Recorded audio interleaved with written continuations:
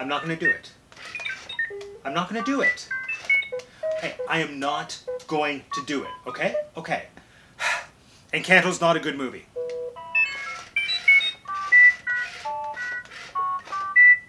I did it. Welcome to Teacup for One. My name is Matt, and I have 2 degrees. Alright, I have been holding off on talking about this movie for a while. There was a point when I figured, I'm not even going to talk about Bruno. No, we're talking about Encanto, obviously. I saw Encanto in theaters, and it was fine. I didn't love it. I was told by multiple people that, it's a movie that you need to see more than once to fully appreciate, so I gave it more than one chance, and I'm still of the opinion that it's not a good movie. But, and there is a but, actually we'll get to the but later, and it's a big but. We'll get to the big but later. First, before I delve into why I don't think Encanto is a good movie, I'll talk about the things that I think are good about Encanto, because I do think there's a lot about the film that is great. First, representation. And I'm just going to say right now, no matter what my opinion is about this movie, it is eclipsed tenfold by the amount that Encanto has done for representation in such a short amount of time. I mean, by now we've probably already seen at least one video of like an adorable little kid watching Encanto and then seeing themselves represented on screen by a Disney character who looks like them. Like, that's amazing. And it's not even actually just little kids. There are so many adults who are seeing themselves represented on screen in a Disney film for the first time. If you scroll your way through TikTok, like the number of cosplayers who have been drawn to this movie and what it means to them, that is fantastic. And it's not even just physical representation. All the characters in Encanto have their own personal struggles, and it's opening up all these discussions about mental health, and that's incredible. Representation matters, and I think this is a fantastic next step for Disney with their filmmaking. And by extension, the next thing that I think is really great about Encanto is the characters. It kind of has the X-Men effect. There are so many characters in this film spanning all different age ranges and all different family roles, and the choice to give the majority of them magical powers that reflect their personalities, it means that there's somebody in this film that almost anyone watching is able to connect with and relate to. And the character designs are stunning. I mean, if you haven't been able to tell already, this movie is a cosplayer's dream. Everything, the costumes, well really just the whole film is a visual spectacular. And I specifically love the use of color in the film. Like, they're kind of pulling a Franco Zeffirelli Romeo and Juliet with how they're using color to clearly and visually establish who's associated with which part of the family. So Mirabel's family are mostly in blue tones, Peppa's family is in yellow, and then Bruno, classic Disney villain green, but then it inverts the Disney villain green trope because he's not actually a villain, but people think he's a villain. It's very smart. And overall, I feel like Disney animation has gotten a lot better over the past few films, like specifically when they're dealing with CGI, like computer animation, versus the beautiful classic 2D hand-drawn that I sorely miss, and I feel like I'm never going to see again in my lifetime, but the video's not about that. But no, when I think back to like Frozen, I have a hard time watching Frozen because it always feels to me like I'm kind of watching a video game that I have no control over. But over the last year, between Raya and the Last Dragon and now Encanto, I think Disney has really started to find a way to animate their characters in a way that feels stylized and beautiful, as opposed to feeling like an uncomfortable, gentle slope into the uncanny valley. Okay, the next thing that works: the music. And I'm going to admit, I wasn't sold on the music at first, but who am I to argue with like literally every Billboard music chart in the world? Everyone's talking about Bruno. So I guess the problem is me, but I kind of had the exact same experience when Frozen came out. When I first saw Frozen, I sat there, I listened to the songs, and I just thought, okay, this is pretty decent. But then, pop culture exploded and everyone was talking about how Let It Go was the greatest thing ever. And I don't know, maybe I just gave in to peer pressure, but all of a sudden I just decided, you know what, Let It Go is the best thing ever. And okay, it's not actually just that I gave into peer pressure and the internet telling me what's popular. It's actually that with Let It Go, and the same thing is actually now happening with Surface Pressure and We Don't Talk About Bruno. With all of those songs, my appreciation grew 100-fold. by going onto YouTube and now going onto TikTok and seeing all these amazing covers.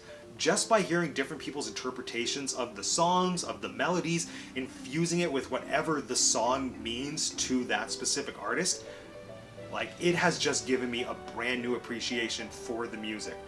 Like Surface Pressure, I think, is a perfect example. That wasn't really my favorite song when I saw the film, but there's this specific sound that's going around TikTok where, like, there's this piano player playing it as a ballad, and it's shown up in my feed a bunch of times. And just hearing Surface Pressure slowed down, infused with all the emotion that people have when they're singing Surface Pressure, it is heartbreaking, it is beautiful, and like, it sold me on the music.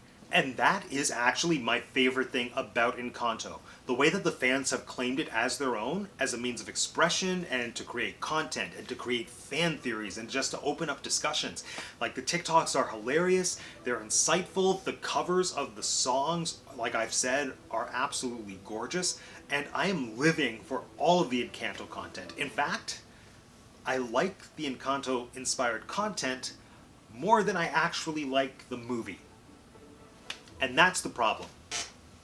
And I know at this point I've been listing off all these things that make Encanto absolutely fantastic. We have the representation, we have the characters, we have the animation, we have the music, we have the way that it is speaking to the audience. And so then it might beg the question, Matt, if all that's there, why don't you think it's a good movie? Because I don't think the story is there.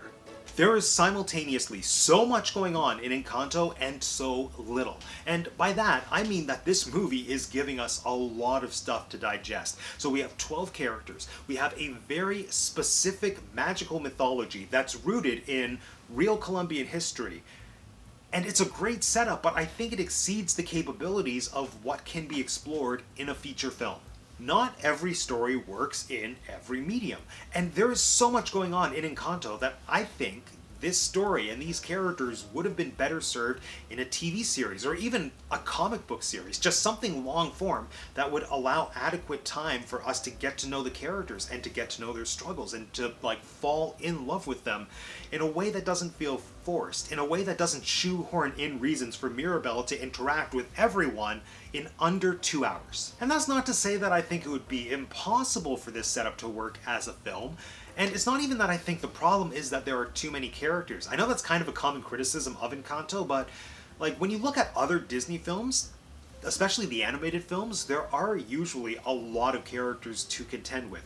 Perfect example, just look at Beauty and the Beast. Beauty and the Beast has 11 featured characters, which is almost exactly the same number of characters that we have in Encanto. It's 12, so difference of 1. But in Beauty and the Beast, all of the supporting characters have a clear goal that's affected by the action of the main character. And because everyone is invested in Belle and what she does, that gives us a clear narrative focus. And that's what I feel Encanto is missing. The family didn't have a unified goal. As Mirabel was interacting with them, they were just all going through the motions of their day-to-day lives, and they weren't all collectively invested in one thing.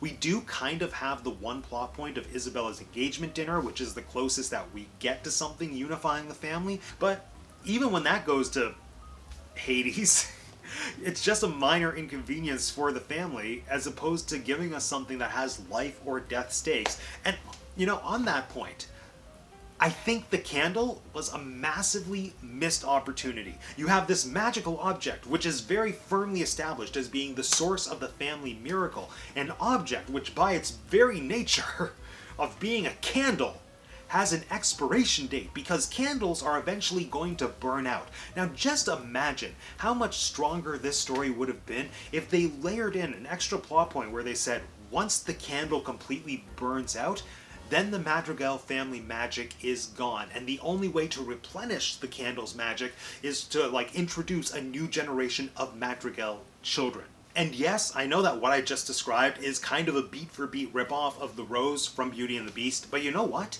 The enchanted rose from Beauty and the Beast worked.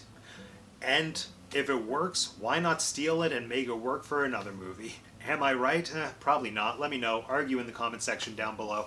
But this is what I'm getting at. If we had something like that, then it would have given more significance to Isabella's engagement dinner. Significance that got the entire family invested, because then it wouldn't just be about Isabella becoming engaged, it would be about Isabella securing a match that would mean another generation of Madrigal children, which would then mean that the family's magic would be safe for another generation. And if we want to layer on one extra element of conflict there, maybe the family doesn't want Mariano's family to know that their magic doesn't have a 100% success rate. Then they would just tell, like, Mirabel, you know, don't come to the dinner, just stay, like, locked up in your nursery that we make you live in for some reason, even though you're basically an adult. I don't know why the house couldn't have just made her, like, a non-magical addition. I just think that's rude. You know, she's the only one that appreciates the house and won't give her her own room, but whatever. Where was I? Oh yeah, so, in Matt's version of Encanto, imagine Mirabel is off in her room while the engagement dinner is happening. She notices that the house is starting to crumble and break. She interrupts the engagement dinner. She's trying to warn the family. She's trying to save the magic. But that is when everyone turns on Mirabel for always ruining everything, even though she's just trying to help. That is when we have the ultimate conflict that results in the destruction of the house. And this is a movie about generational trauma, so in my mind it only makes sense that everything would literally start to fall apart during the family dinner. And, I mean, that's just one example. I'm not saying that's how things should have gone, but that would have given it an active story. And an active story is what I think Encanto is missing. You know, as it stands right now, Encanto feels to me in some ways more like a play, like a George Bernard Shaw play, where it's more about the ideas and the philosophies than it is the narrative action. It's like the plot is a serving platter for the thoughts. And that is why I personally don't think Encanto is a good movie. But, and like I said, this is a big but, I think it's a stepping stone towards an incredible franchise. With the success of this movie and with the audience appeal, there's no way that Disney is not going to capitalize on it. I think we're going to see something similar to what we saw with Frozen. We're going to have Encanto shorts, there's going to be spin-offs, who knows, like they might even pull a Tangled and give us an animated series. But whatever they do, I think extending the universe of Encanto is going to truly allow its magic to shine. And with that, friends, this concludes yet another episode of Teacup for One. Now let me know in the comment section down below, have you seen Encanto and what do you think? Do you think it's a good movie? I'd love to hear your thoughts, let me know. And if you want to be the first to know when I release more videos about Disney, movies, sometimes Shakespeare, sometimes Funkos, sometimes cats, make sure you subscribe to the channel if you haven't subscribed already. If you haven't subscribed already, it is super easy. All you have to do is click on my face. Thanks for joining me again today, everyone.